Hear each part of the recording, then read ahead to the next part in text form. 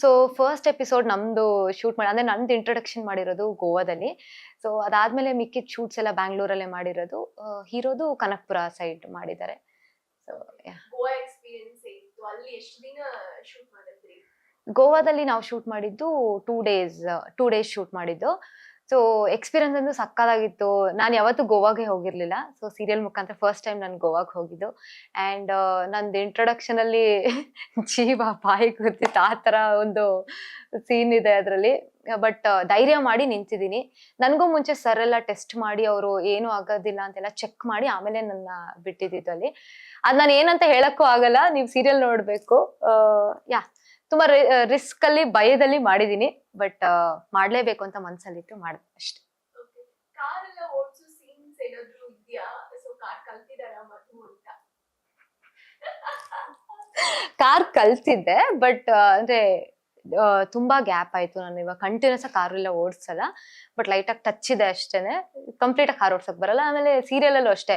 ನಾನ್ Jhansi character ನಾನು 50,000 ಕೋಟಿ ಓಡ್ತೀನಿ. ನಾನು ಡ್ರೈವರ್ ಇಟ್ಟಿರ್ತೀನಿ. ನಾನೇ ಗಾಡಿ ಓಡಿಸ್ಲಿ. ಸೊ ಹಂಗೆ ನಾನ್ ಗಾಡಿ ಓಡಿಸಿಲ್ಲ.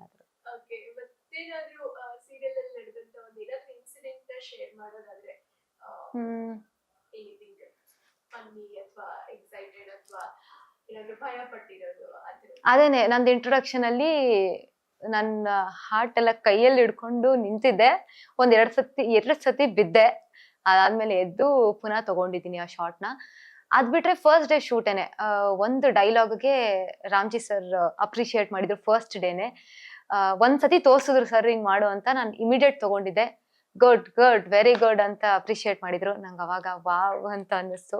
ಸೊ ಫಸ್ಟ್ ಡೇನೆ ಅಪ್ರಿಶಿಯೇಷನ್ ಸಿಕ್ಕಿದ್ರೆ ಅದೊಂಥರ ಸ್ಪೆಷಲ್ ಮೂಮೆಂಟ್. Last question. ಯಾವ್ದಾದ್ರು ಚಾಲೆಂಜಿಂಗ್ ಮೂಮೆಂಟ್ ಅಥವಾ ನಿಮ್ಗೆ ಚಾಲೆಂಜ್ ಅನ್ಸಿದ್ದು ಏನು ಈ ಸೀರಿಯಲ್ ಅಲ್ಲಿ? ನನಗೆ ಆಕ್ಚುಲಿ ಕಂಪ್ಲೀಟ್ ನಾನು ಇಷ್ಟು ಏನ್ ಶೂಟ್ ಮಾಡಿದೀನಿ ಎಲ್ಲ ಚಾಲೆಂಜಿಂಗ್ ಆಗೇ ಇತ್ತು. ಯಾಕಂದ್ರೆ ನನಗೆ ಆಕ್ಟಿಂಗ್ ಬಗ್ಗೆ ಒಂಚೂರು ಟಚ್ ಕೂಡ ಇರ್ಲಿಲ್ಲ. ಸೊ ಪ್ರತಿ ದಿವಸನೂ ನಾನು ಕಲಿಯೋದು ಏನೋ ಒಂದ್ ಇರ್ತಿತ್ತು ಹೊಸದುನು.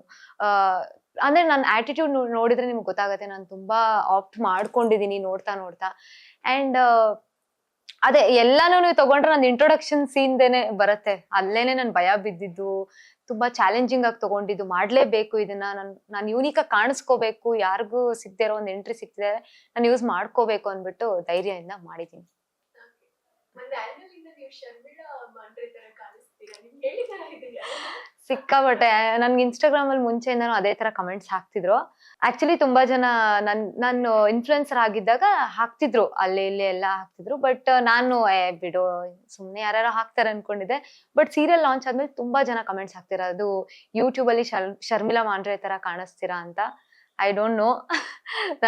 ನಾನು ಆ ತರ ಕಾಣಿಸ್ತೀನಿಲ್ಲ ಅಂತ ಗೊತ್ತಿಲ್ಲ ನನಗೆ.